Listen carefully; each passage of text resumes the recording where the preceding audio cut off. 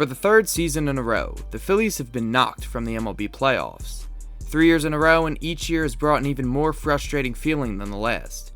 For this 2024 Phillies team, there was no excuse for getting bounced by the Mets in the NLDS. Yeah, they may have been hot, but a 95-win team should have done a lot better than to lose in 4 games in a best-of-5 against its division rival. This series loss brings a lot of questions regarding the 2025 team and what changes might happen in the offseason, so the same thing doesn't happen for a 4th year in a row. I'm Sticky Chris, and welcome back to another Phillies breakdown. I cover the 4 major sports teams in Philadelphia, so if any of them interest you, consider subscribing, but if not, just enjoy the video. I'll start with the obvious. This offense has been absolutely brutal to watch in the playoffs for the last couple seasons. Each year they have gone cold. In 2022, games 4, 5, and 6 of the World Series. In 2023, games 6 and 7 of the NLDS. And 2024, games 1, 3, and 4 of the NLDS. If it happens once, it could be a fluke. If it happens twice, it causes room for concern. But if it happens 3 years in a row, it is unacceptable. Changes have to be made to the offense because for all we know, we can waste another 95-win season and strong starting pitching because the offense decides to not show up in the playoffs. Nick Castellanos was the only guy who looked like he changed things, as he was the only hitter to perform during the series against the Mets.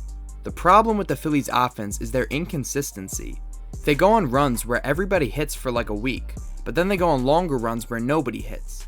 They don't play any type of small ball, they swing for the fences almost every pitch, they strike out way too much, and they swing at pitches so far out of the strike zone it's mind-boggling.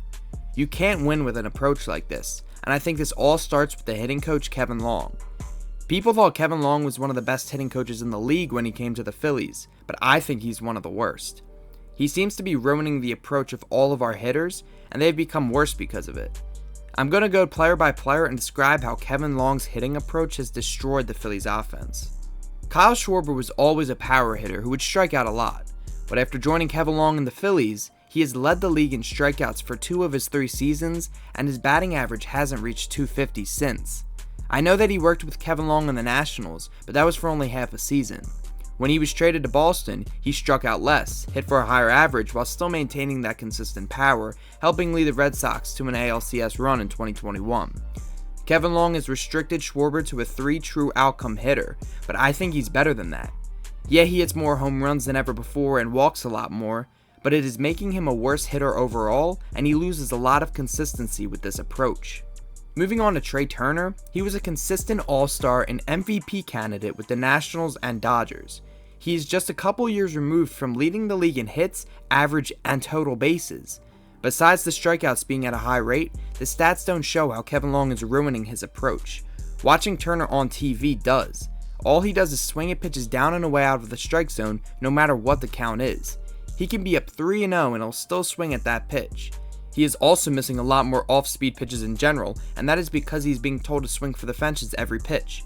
That isn't a good approach, and something needs to change because we have Turner for the next decade. I praised Nick Castellanos earlier in the video for playing his heart out in the NLDS, but he too was a victim of the Kevin Long hitting regime. Before coming to Philly, he was an MVP candidate that hit for a high average, didn't strike out a lot, and didn't swing at everything. He was a lot better in 2024, but we have seen a lot of this frustrating approach out of Castellanos through his 3 years with us. Even though he was better this year, he isn't at the level he once was, which I think is a result of Kevin Long and his crappy ideology. JT Realmuto was an MVP candidate in 2022, the first year under Kevin Long, so he couldn't fully get ruined yet, but since then, he has not been considered anywhere near the best catcher in baseball. His strikeouts are up, and he swings at a lot of junk that he used to not swing at, and he has become one of the least clutch hitters I have ever seen. That is because Long has them swinging for a home run every at-bat, even when all they need to do is drop a bunt or hit a ball to the opposite field. We saw that a lot in the NLDS. To finish this thought, Kevin Long is the worst hitting coach for this team. He ruined their approach and has made them the most inconsistent lineup in the league. He has killed small ball, which is a vital part of the playoffs. There's time to save these players, but firing Kevin Long is the top priority if they want to do so. Keeping him just continues the hot and cold streaks this team has that always ends with the offense going cold on the big stage. I'll get back to the offense later in the video, but for now I want to analyze this bullpen. The bullpen for the most part was amazing during the regular season. They had 2 All-Stars in Jeff Hoffman and Matt Strahm, and another elite reliever in Carlos Estevez, whom they acquired at the deadline this season. Orion Kerkering was solid again this year, bringing a young spark to the bullpen. Jose Alvarado wasn't himself, but he still has that nasty stuff he always had. He just needs to find his control. Tanner Banks was acquired via trade with the White Sox at the deadline, and he was serviceable through his time here. Jose Ruiz also played a decent middle-inning reliever role for all of this season. This is a type of bullpen any team dreams of. Almost all of your high-leverage relievers had ERAs around 2, and they were striking out guys in big spots. All was fine and dandy until the playoffs when they completely wet the bed. Hoffman and Strahm greatly struggled, Estevez gave up the grand slam to Francisco Lindor in Game 4, Kerkering wasn't his best self, and just overall the bullpen was terrible. Even though they weren't the main reason we lost the series, you can't win with a bullpen that gives up that much runs in a playoff series. Hoffman is a free agent, and after his NLDS performance, it's a toss-up whether the Phillies go after him or not. The Phils have become a reliever factor over the last couple seasons, so moving on from Hoffman and developing within may be the best move. You can waste money on the bullpen when there are bigger holes that need fixing on this roster. Max Lazar impressed in his brief stint this year, and newly acquired top prospect Seth Johnson could make the big leagues after an awful one game in 2024. Estevez is also a free agent, but if you're the Phillies, you should re-sign him. He was really good in the second half of the year and was put in a bad spot in the playoffs. Expect the bullpen to be most of the same, with the chance of Hoffman leaving for another team. Before we get back into the offense, the starting pitching needs credit for this year. Zach Wheeler is going to finish as the runner-up for the Cy Young, Christopher Sanchez broke out and became an all-star, Aaron Nola had a solid season in the first year of his 7-year contract, and Ranger Suarez started out amazing before suffering from injury and falling back down to earth.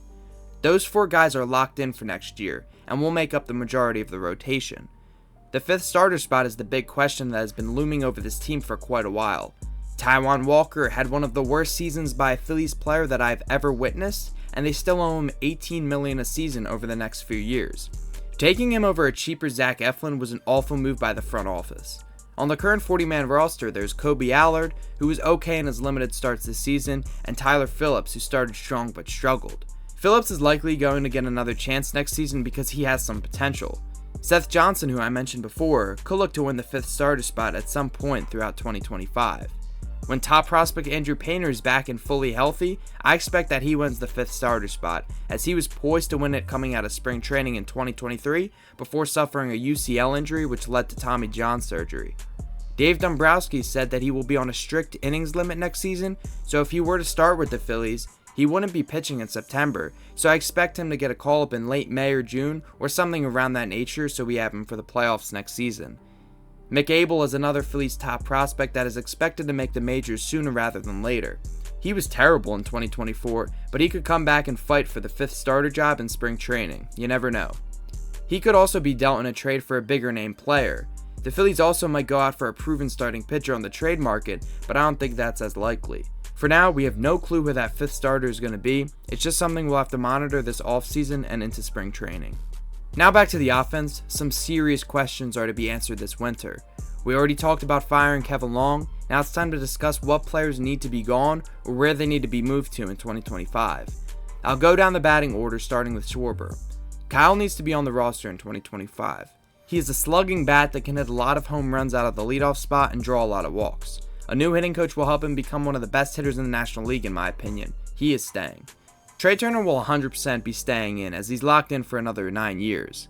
His position, however, is up in the air.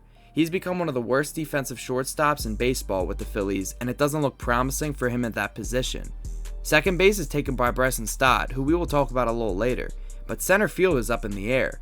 Turner has played center before in his career, and his speed will help with his defense out there, so he might be able to move to center with a weak center field free agent market. We will have to monitor Turner's position this offseason, but expect him at shortstop and know he's going to be a lock for 2025. Bryce Harper we know is obviously locked at first base, so let's skip to Nick Castellanos. Castellanos is entering year 4 of his 5-year contract with the Phillies, and they owe him $20 million a season for the next 2 years. He was better in 2024, but still not worth the full amount we paid for him. I love him, but if you're able to trade him and get someone to eat some of that contract, that might be the move they want to make. They have to switch something up in the lineup, and he might be the guy that gets the hammer even if he doesn't deserve it. I still expect Nick Castellanos to be playing right field on opening day 2025, but that is a major storyline to look after this offseason. Alec Bohm was a starter in the All-Star game in 2024, but he has been struggling ever since the All-Star break. He had a bad last couple months to the season and an even worse playoffs. Some people are calling for him to be gotten rid of, but that doesn't make any sense. Even though we had a bad series with his decision making, he is most of the time a consistent hitter in the lineup. You don't want to lose your consistent hitters when consistency is your problem. I think Alec Bohm is fine for 2025, and he will look to continue his all-star form next year. JT Realmuto is going to be the starting catcher next season, but he's definitely past his prime. He's no longer the best catcher in baseball, and he doesn't hit the way he used to. Maybe if he had a better backup catcher, he would be able to get more rest, so we might see some improvements with his game next year with Rafael Marchand hopefully taking over the backup catching spot. Bryson Stott had a bad year, but he is going to be 27 for 2025 and entering in what could be his prime.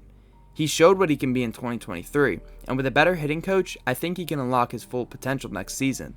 He has gold glove defense at second and great speed on the bases, so if he can unlock his bat again, he will be an integral part of the lineup and in my opinion, the future Phillies leadoff hitter when Schwarber's contract is up.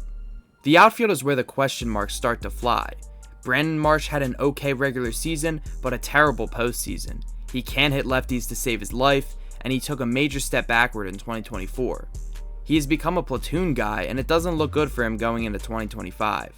He has been striking out way too much, and he looked outmatched a lot this year. The Phillies may look to move him or keep him in a platoon in left field. I hate platoons, so I would rather move him and find a complete starter. Later in this video, I'll break down some trades the Phillies can make or free agents they can sign. Yohan Rojas is the last starter to break down, and he, in my opinion, has not lived up to his potential. Although his glove is great in center field, his bat is ice cold. I'll take him batting 9th in the lineup if all other 8 hitters are solid, but that hasn't been the case. He should either start 2025 on the bench or in AAA, because he isn't ready to be the starting center fielder for the Phillies, and I don't know if he ever will be. The bench will likely consist of Edmundo Sosa, who's been solid for them, Cody Clemens, who has shown consistency, Rafael Marchand, who has the potential to become the future starting catcher, and others we don't know yet. Austin Hayes is probably going to be gone as that trade didn't work out. They have to make some major moves that will push guys like Rojas and Marsh to the bench, or even to another team. Now it's time to break down some moves the Phillies need to make for 2025. To start, it's the outfield. My hope is that the Phillies trade for Brent Rooker. He's coming off a monster year and is consistent unlike a lot of the Phillies' current hitters. Adding him to the middle of the order is crucial, and it's a move they should have made at the 2024 deadline. Dombrowski needs to be calling the Athletics all offseason to get this deal done. Make Brent Rooker a Philly.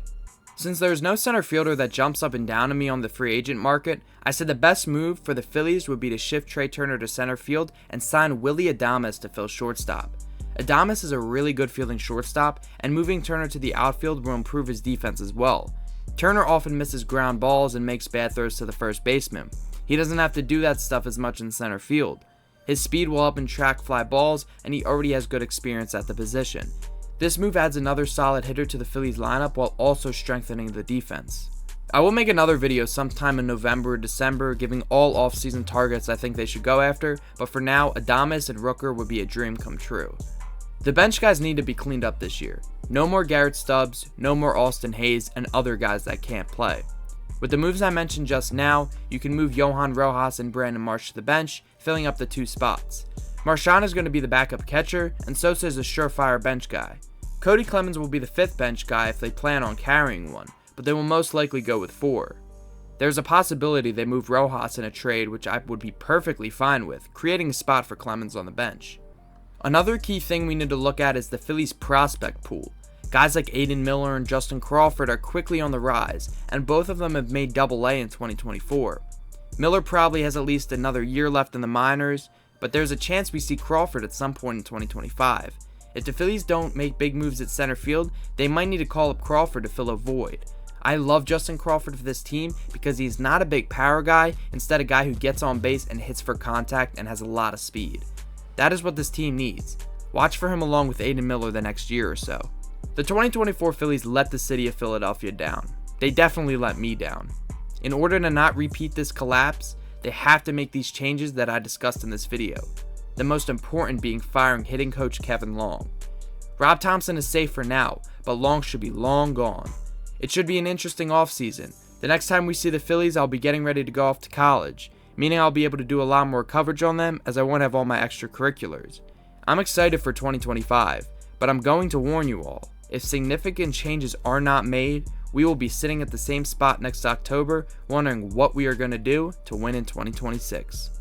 Let me know in the comments your thoughts on the 2024 Phillies collapse as well as your thoughts on the 2025 team. Make sure to hit the like button if you enjoyed the video and subscribe so you can stay up to date with all things Philly sports. I will be shifting my focus away from the Phillies after this video and focus more on the Eagles and their season as well as a lot on the Flyers and their young talent. The Sixers are also going to be a good storyline this year, so I will cover them just as much. Thank you all so much for watching, and I'll catch you guys in my next video.